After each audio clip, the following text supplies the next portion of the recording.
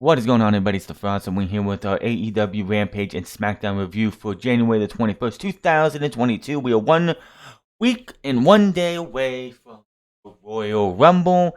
And of course, this Wednesday is going to be Beach Break, where we get a Lights Out match, and so much more. Now, we always talk about Rampage first, then we go on SmackDown because Rampage is always the better show, taped or live. This week, of course, was taped. And news going into this show. Unfortunately, we were advertised and we were promised we were gonna get Roppongi Vice one more time on Rampage between the Young Bucks and Roppongi Vice of course, Rocky Romero and Beretta. Unfortunately, Rocky Romero came down with COVID-19, so he was not able to be at the show tonight. Hopefully, that match will happen very, very soon. Maybe at Beach Break if he's in time, if he's fine then, or Rampage next week. The match has been changed to Nick Jackson versus Trent Beretta, so not a bad sub. Sucks because I know Jon Moxley's back, and him and Ethan Page were gonna have a hell of a match. Out of all the matches I was looking forward to, it was gonna be Roppongi Vice versus the Young Bucks. I've heard so much about it, even talked about it. They got footage from New Japan Pro Wrestling to show you what these two teams have been through, and unfortunately, we did not get to see that match, and sucks. It really sucks. But, of course, started off with Jon Moxley versus Ethan Page. This, of course, is Jon Moxley's first match back since he went in for rehab.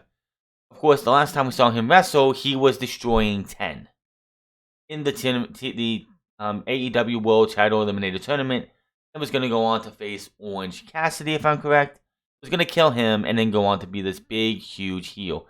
Obviously, with everything going on with Moxley and everything, he's not going to be a heel anytime soon. I think that's going to be Bryan Danielson. I think because of everything that happened with Jon Moxley as a heel just wouldn't work right now. Not saying that we won't see that heel Jon Moxley that he was supposed to be last year going into this year. But for now, he's going to be a babyface. He's going to be a badass babyface, and we're going to see what happens with him. So, Moxley tosses a couple heads into the ring before he's making his entrance. Jericho does mention the scar on his face from the past encounter with Moxley. Page sends Sky to the back during the entrance. He's going to go alone, one-on-one against Jon Moxley, and no Scorpio Sky whatsoever. So there was no shenanigans, none of that bullshit. And Lambert was nowhere to be found. Thank goodness. But here we are, Jon Moxley and Page. And the story of this match is, this is of course Jon Moxley's first match in 3 months. Mentioned how Ethan Page has wrestled a lot. They say every week, which is fucking bullshit because Ethan Page hardly wrestles. But he's wrestled more in the last 3 months than Jon Moxley has. So, as they mentioned, it's like, just because even if he has like a place to get himself trained and training up to get back into ring shape, there's nothing like going out there and actually having a match. So, Jon Moxley looked like he was trying to get his legs back underneath of him. First time being in the ring in over 3 months. So there was that. So Ethan Page had him on the ropes a good bit in this match. Of course, Jon Moxley was not losing his first match back. But Ethan Page and him, they both look fantastic. This is probably Ethan Page's best singles match in AEW. Now, eventually, Moxley is able to... So, yeah, Ethan Page, he did everything he could. He kept getting Moxley he had Moxley on the ropes so many times. Moxley lays in some elbows after Ethan Page tried to get a pin. Moxley reversed it into a crucifix. Ethan Page got out of that. Moxley didn't just start putting in the elbows and elbowing the shit out of this guy. Eventually, he is able to transition this into the Bulldog Choke. And Page does not tap out. He passes out. So Moxley gets the win by pass outs. Moxley looked good in his first match back. He looks so much healthier coming back from whatever demons he had to fight. Another thing. Bully Ray should probably apologize to Jon Moxley and the entire wrestling world for his shitty ass take on the fact that he thinks that Jon Moxley should have said, "You know what, fans? I'm sorry for letting you down." Fuck off, asshole. Nobody likes you anyway. You are the weakest of the fucking Dudleys. Everyone loved Devon and Spike better. So piss off, motherfucker. Jon Moxley doesn't owe us shit. It's not like he was Scott Hall in the 90s walking out into the ring drunk as hell. He had his demons. He knew he had a problem. I'm sure his wife talked him into it some more too. And he went and did it. We didn't see anything. Hell, for all we knew, they could have ran some kind of injury angle if they wanted to, and pretended like Jon Moxley was gone for 3 months because of an injury. But no, they didn't do that. They did the right thing and let us know that, hey, this guy's going away to take care of his demons. He doesn't owe us a damn thing, you fat-faced dipshit dumbass. Anyway, so Paige gets up. He wakes up. He's like, what the fuck? What happened? Gets up. He gets close to Moxley. Moxley hits the Death Rider for his troubles. He puts through the crowd. But on his way back, who happens to be there but Bryan Danielson, just tapping just like this. And Moxley and him have smoke, and Moxley walks away while Danielson just watches on. So we are teasing Bryan Danielson versus Jon Moxley. This is what we want to see. This is the match for these two at the pay-per-view coming up at Revolution. What do we do to get there? I do not know, but this, if it wasn't for Rampage being an hour, if it wasn't for Rampage being at 10 to 11, I'm not saying now, but if it wasn't for Rampage being from 10 to 11 on TNT on a Friday night after SmackDown, this would have been your main event match. Instead, you go with the worst possible match as the main event, which we're not even going to talk about on here. My main event for this show was Hook vs. Serpentico, which we'll talk about that too here in a minute. But this would have been a main event on Wednesday night. Just that visual of Jon Moxley walking to the back, Bryan Danielson just standing there, he bumps into him. He turns around and Danielson just claps him a golf clap. Like, oh, very impressive. That's way to go. Yay for you, you're back. And then he just smirks as Moxley walks away. So that should have been that should have been the final thing you saw on Rampage, not the garbage you saw in the ring. Not that shitty match that you saw at the end of the night. Anyway, so as you saw on Wednesday night, you saw the Gun Club beat up Christian Cage. They won a tag team title match. And of course, backstage we had the tag team champs. Jungle Boy's not happy about the Gun Club attack on Christian and saying that Christian was right about one thing, is that the apple doesn't fall too far from the tree, and your boys are just turning in he called them ass boys, and that they're turning into equal to entitled egomaniacs just like him. So they said when Christian gets back, we're not a title match is the last thing that you need to worry about because we're coming to stomp your head in. So that is that we are looking forward. That is going to be happening soon. The sooner we get past this whole Gun Club thing, Austin and Colton Gunn, yeah, they're fine and everything, but not world title contender, not world title champion. So when that match happens, I don't know. It's going to be done and over with, and the Gun Club will go back to Dark and Dark Elevation with Got a long way to go before there's somebody that you can actually see holding the titles or any gold in AEW. Nick Jackson with Matt and Brandon Cutler versus Trent Beretta with Orange Cassidy, and all of the best friends all come out with him, but only a Cassidy accompanies the ring.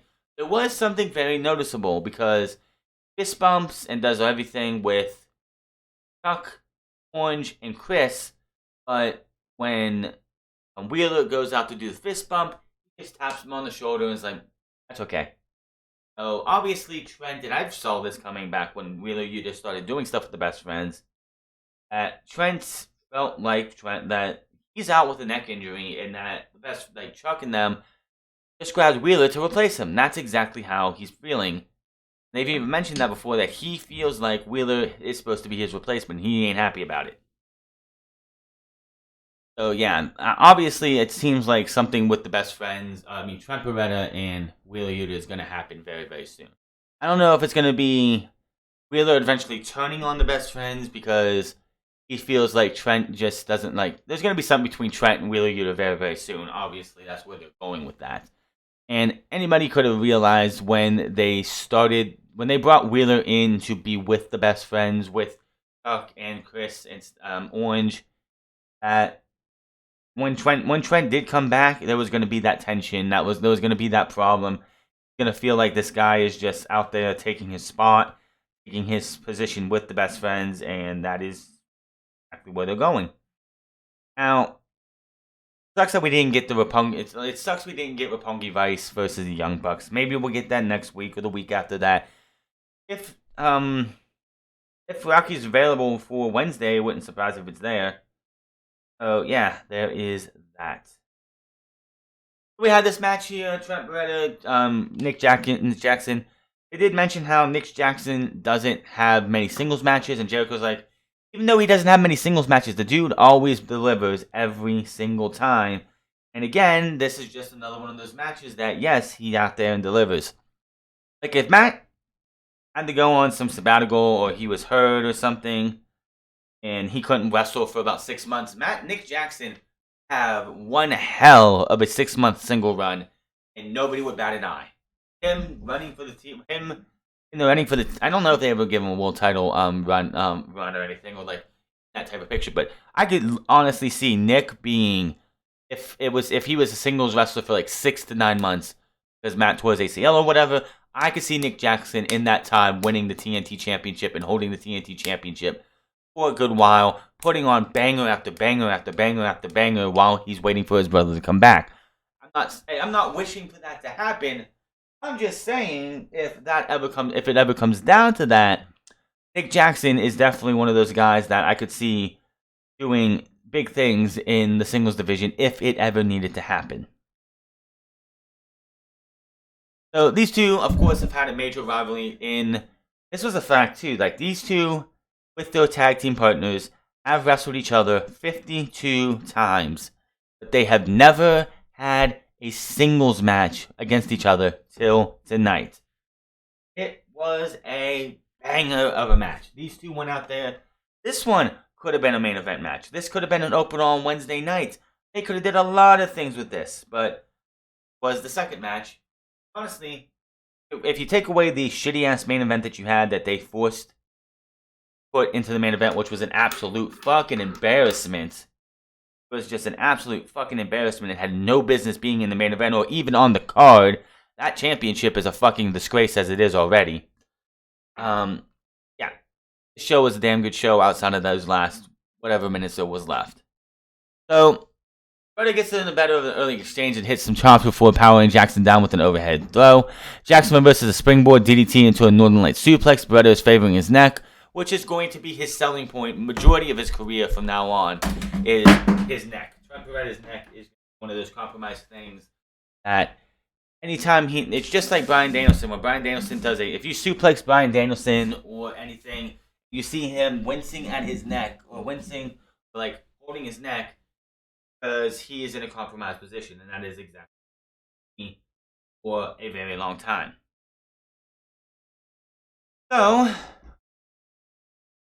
Beretta puts down Jackson with a back body drop. Beretta misses a crossbody and hangs himself up in the ropes. Jackson brings him back with a draping neckbreaker. Back from the break, and Beretta gets his knees up before Jackson can land a Swanton bomb. Beretta takes down Jackson with a clothesline. He follows with the deadlift, German suplex, and running knee strike, then gets a 2 count.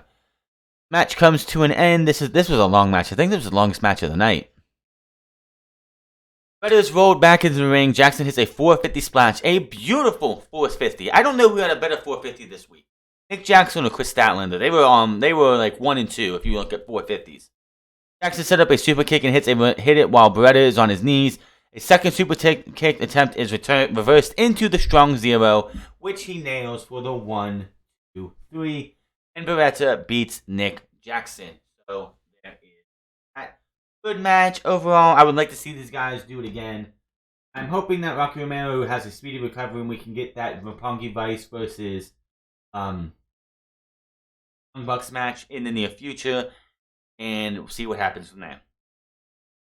So, we get another video package like we did last week of the Mercedes Martinez, Thunder Rosa. Mercedes Martinez is like, everyone wants to know why I'm here, but you don't need to know why I'm here. I'm definitely here to, first priority is to take out Thunder Rosa. Thunder Rosa is pissed, and basically we're going to have these two have a match very, very soon. Don't know. We'll have to wait and see.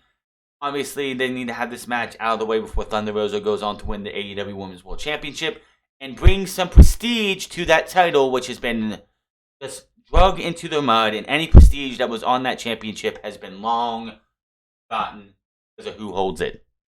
Hook versus Serpentico, the real main event of this show.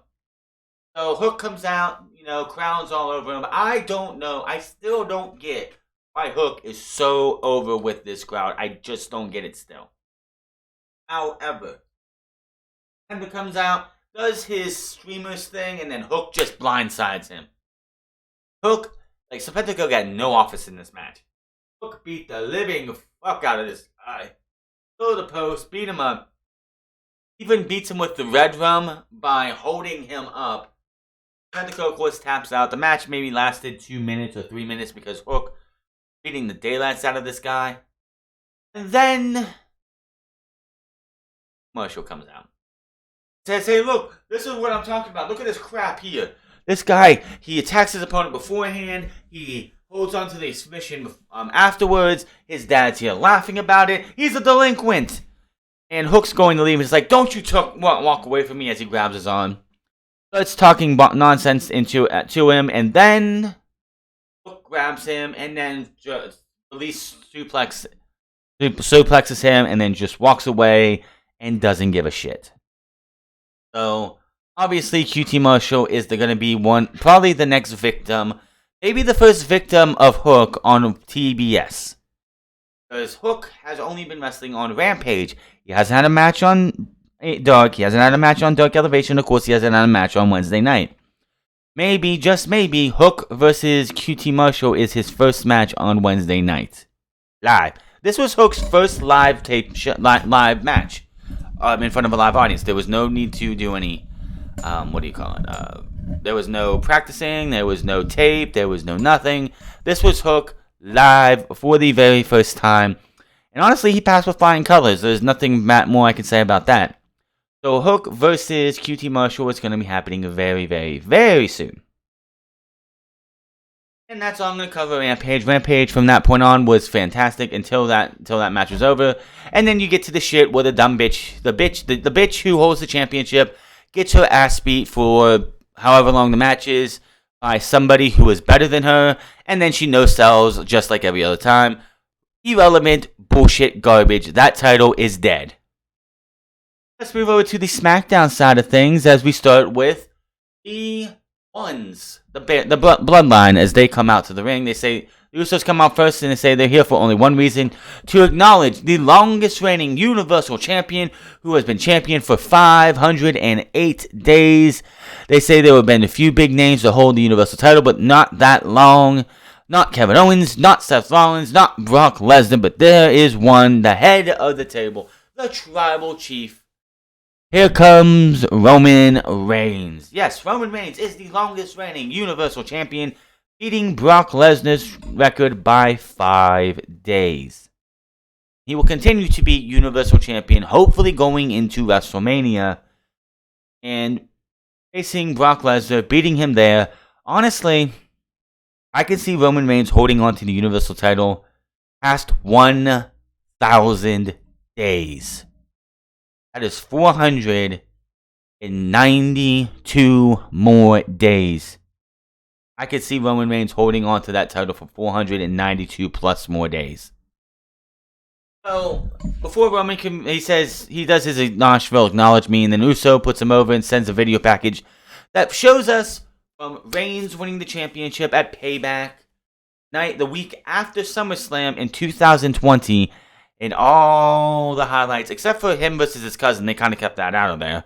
But all the people he's destroyed, from Kevin Owens to Brock Lesnar, Cesaro, Daniel Bryan, Edge, everybody else for the last 2 years, almost 2 years plus. Roman Reigns, at 508 days, is honestly the best Universal Champion that title has ever had. This version of Roman Reigns smokes whatever the fuck they were going to do with the last time he was Universal Champion. And not much else you can say about that. So before he can even say anything after the video package, out comes Seth Rollins. Yes, what kind of party would this be without Seth Rollins? He gives them props for the video package and congratulates Reigns. Says he should celebrate the fact that the title reign will be ending soon, and for Reigns making a man out of him last week. Rollins goes about how Reigns took that, what he said literally, and sent his cousins to Raw to speak for him. Rollins goes on and says we should be celebrating the longest reigning SmackDown Tag Team Champions in history, the Usos, which of course as soon as the New Day win them back, that will change again. I think the Usos are also have the most title victories for the SmackDown side of titles, I'm pretty sure. Rollins says the Usos are the cornerstones of Reigns' success, and all of this wouldn't be possible without them. He tries to get a chant going for the Usos. He also mentions how the Usos prop him up now, just like him and Mox did. He did say him and Mox, which I'm sure the Twitter idiots, the IWC out there are probably going, oh my god, he said Jon Moxley for the Royal Rumble confirmed. Oh my god, he said Jon Moxley. No, cut the shit, it's not going to happen. Get that out of your mind.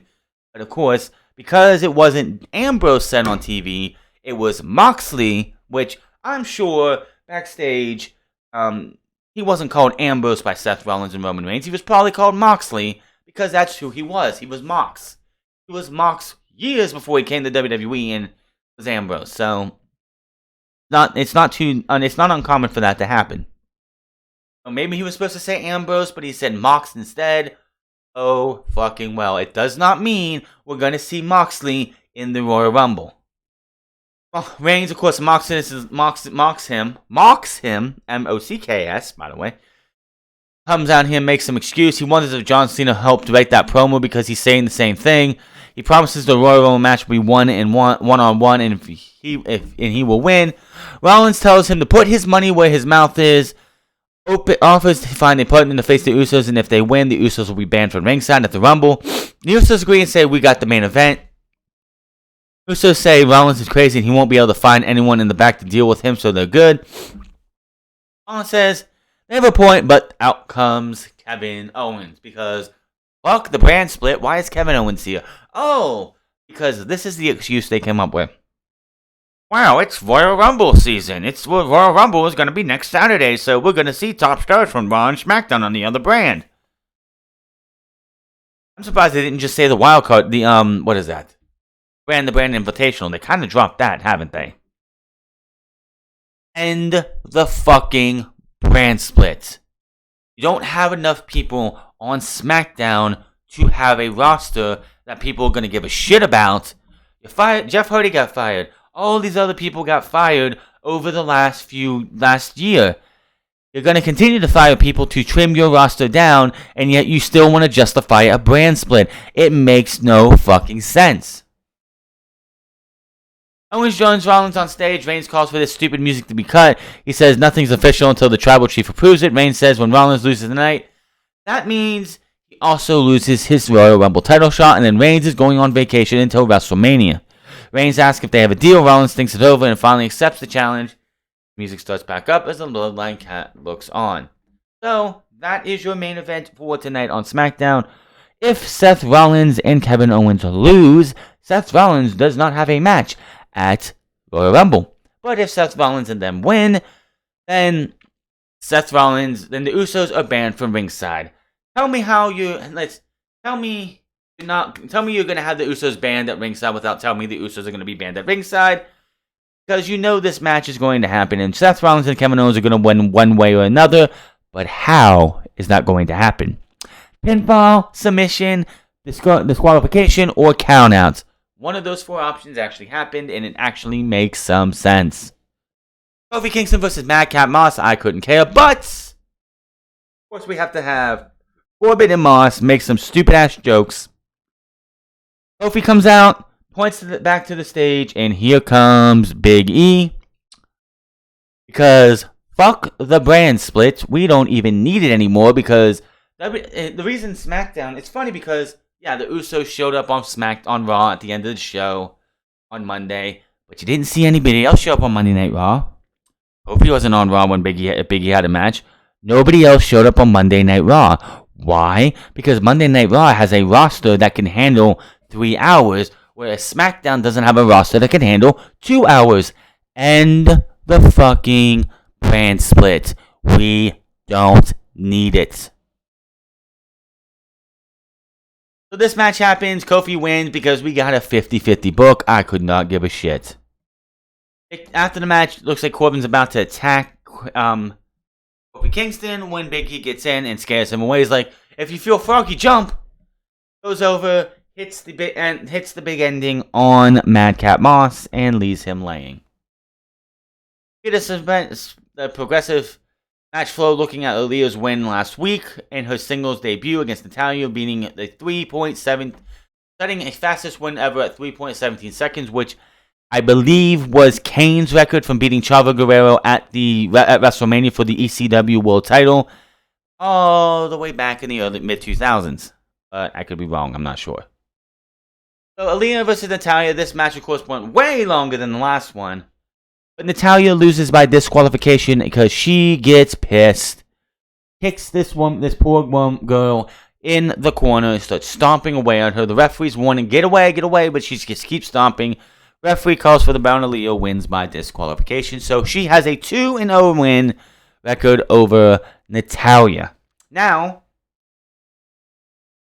after Samantha Irvine, the announcer, announces Aaliyah as the winner, Natalya sees more.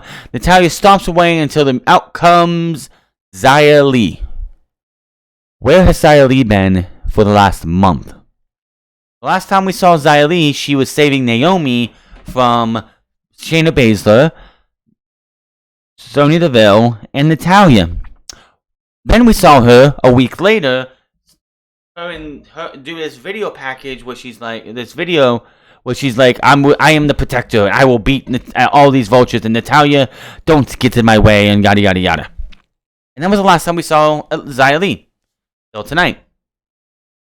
So she gets into the ring after her the fake lightning needs to leave, and enough of the fucking shit.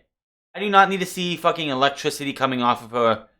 It just looks stupid. It looks corny. It looks cheesy. It doesn't look like, oh, look at the future tech we have. We can make it look like Xia Li has lightning coming out of her, electricity coming out of her. Get rid of it. She wants to do a little dance, a little her poses and stuff. That's fine. But get rid of the fucking fake electricity shit. It's fucking stupid. So she comes in, does one spin kick to the gut of Natalya, and Natalya's out. Really? That's all you had? You had this girl, you had Xia Li cooped up somewhere in catering for the last month and a half or so. And the first thing you have her come back and do, one spin kick to Natalya, and Natalya runs away like a scared little bitch.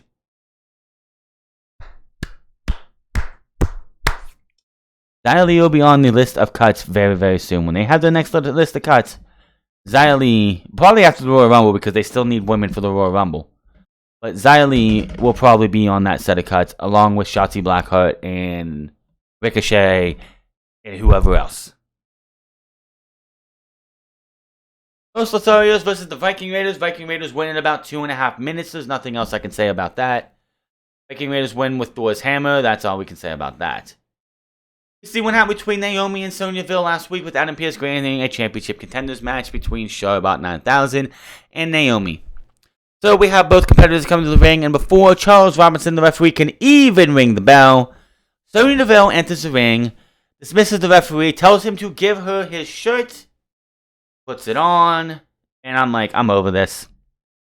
I am over this fucking garbage. You have been doing this ever since October, when you had the brands, not the brands, but fuck that thing, the draft.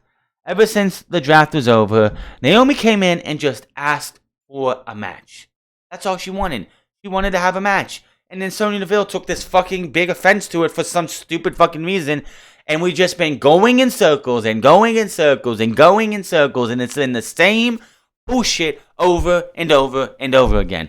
I honestly want to know who's worse at booking women's wrestling, Tony Khan or Vince McMahon. Right now, they're about even. Because both the AEW Women's Division and the WWE Women's Division are fucking shit.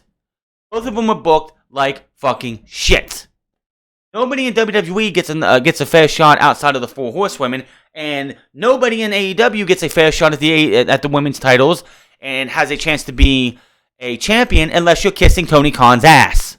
That is the truth about the women's division. You have Thunder Rosa and Serena Deeb and Anna Jay is on her way up and Chris Statlander is on her way up, but yet you have the Faker and Jay Cargill as your champions because they kiss Tony Khan's ass. WWE and the AEW women's divisions are absolutely two of the absolute worst booked divisions I have ever seen. How is it that Impact Wrestling still has the best women's division out there? They actually book their women's division like it actually fucking matters. They have always booked their women's division since they got a Knockouts title like it fucking matters. WWE, they don't care because Bruce and John Laurinaitis do not care about women's professional wrestling. They don't think it sells. Tony Khan, on the other hand, only likes to have his favorites in the Faker and Jay Cargill, which they both suck. They absolutely both suck. And if you watch Rampage tonight, that was even more evident for the TBS Championship. Both their titles are trash. Both of the WWE's titles are trash. Both women's divisions fucking suck. This shit with Naomi and Sonya Deville needs to fucking end. Obviously, Charlotte won because we had a screw job type finish. I couldn't give a fuck about any of this. Move on to whatever is next. Backstage with Seth Rollins and Kevin Owens. They talk about how high stakes for tonight's tag team main event is. Owens all about fighting for his friend. Owens says he would be the longest reigning Universal Champion if it weren't for the Usos. Last year, I guess. Which, actually, you wouldn't be even close to the longest reigning Universal Champion Jimmy wasn't back when Kevin Owens was feuding over the Universal Championship, so it wouldn't be the Usos, it would have been Jay and Paul Heyman at the time. Owens says the stakes are high, but worth the reward. He goes on and says he knows he can beat Roman one-on-one. More garbage with Sami Zayn and all this other stuff. I couldn't give a fuck about this. He wants to try and be like Johnny Knoxville when Johnny Knoxville was back when he was a young guy doing stupid shit to hurt himself. He had this taser. He was pretending to shock himself. Johnny Knoxville comes out and says, "Oh, this is wrong. There's something not right." He takes the taser. He's like, "Oh, someone forgot to turn this on." Turned it on, supposedly. Stuck him in the gut. And apparently, the noise they were supposed to use was timed so poorly. And then he puts him up on the ropes. He says, "See you in the Rumble," and throws him over. Garbage. Absolute fucking garbage. Go to backstage, and Eric Bischoff, who was in WWE's Good Graces again because he's been shitting on Tony Khan recently. Bischoff is talking to Pierce about being a leader when Sonya Deville walks in. Pierce introduces him. Pierce says, "What happened is just now with Naomi was a case of Deville going over the line and stepping over her bounds." He says he talked it over with Bischoff and they believe the feud with Naomi is affecting Deville's leadership abilities. He says he's going to suggest to the WWE officials that Deville versus Naomi happens next Friday. She says okay and says, "Let me know what they say." Bischoff says, "Now that was leadership." Pierce thanks him, and that was that. Yeah, I don't care. Even if Sonya Deville and Naomi happen to have a hangover match next week, which I highly doubt it, don't care. You have given me zero reason to fucking care about this match. You pulled it all, you just drug it along further than it needed to be. It should have happened at day one. It should have happened a month before that. Should have happened a month before that. Something like this should have been a month. Neither one of them are going for the women's championship at the time when they started this. So this shit should have been one and done and over with. But you kept just dragging a dead horse along until you could get it to try and fucking revive so we could ride off. And it just sucks. More and more shit that just sucks on this show. Sheamus versus Ricochet again. Ridge Holland is back. He looks fine. They show us the trailer for the WWE 2K22 video game with Tim the Tatman in there for some other fucking reason. I don't know. And I'm gonna be honest, it looks no different. It looks like the shit it was before they went on sabbatical, because they couldn't put a game out last year, because if they did, they would have been the laughingstock of the world again and again. The reason this game is coming out in March is because, or April, whenever it's coming out, is because Nick Khanman decided to go and write a bunch of pink slips to get rid of half the roster who would have been in this game. So 2K gets fucked because WWE doesn't care about the roster. You're just a name. You're just a number You're just a cog in the machine, and if you break down in their eyes, or you're just a little bit slower, or a little bit too old, they're gonna replace you with a new one. Ricochet gets beat. Match didn't really fucking matter. I don't understand why. If Ridge Holland is back and he looks fine, why didn't you have Ridge Holland versus Ricochet? Ricochet broke Ridge Holland's nose. It should be Ridge Holland versus Ricochet. Where was Cesaro? Why wasn't Cesaro out there to support Ricochet? Because it was a tag team match that all this happened. I don't know. SmackDown Tag Team Champions, the Usos versus Kevin Owens and Seth Rollins. Before that, we did see Rick Boogs and Shinsuke Nakamura walking backstage. And we had Hall of Famer Jeff Jarrett back there for some fucking reason. He goes from breaking a guitar over Effie to showing up on SmackDown because they're in Nashville, Tennessee. Usos versus Kevin Owens and Seth Rollins. This match was very fucking good. Was a about 12-minute match, I think. But it was a really good match. Of course, you have the Usos, one of the best tag teams in the world. Kevin Owens and Seth Rollins, two of the best single wrestlers in the world. And honestly, if they wanted to, you could make, after the whole Royal Rumble thing, I could easily see Kevin Owens and Seth Rollins walking out of WrestleMania, if they're not in the title picture, out of the world title picture, out of WrestleMania with the WWE Raw Tag Team Championships. I could honestly see that if you wanted to go down that route. Oh. It was like, you're watching this match, damn good match, can't really go over it, but the question was going in, are they going to have the Usos get beat by pinfall? Again, we're going to have them get beat by disqualification. Is one of the Usos going to tap out? What are they going to do? Are they going to count out? What are they going to do? Well, Seth Rollins is on a roll. He looks like he's going to put everything away. He stomps Jimmy in the head, going to go for the pinfall, but Roman Reigns shows up, hits the Superman punch, dropping Seth Rollins, and the ref calls for the bell. Seth and Kevin Owens win by disqualification.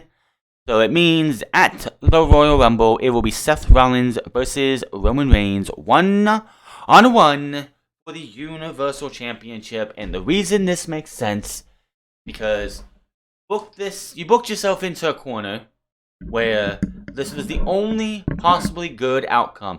There was no reason to have the Usos get pinned. There was no reason to have the Usos get this to be submitted. This was the right choice because Roman Reigns doesn't care. He knows he is beating Seth Rollins at the Royal Rumble, so he doesn't need his cousins.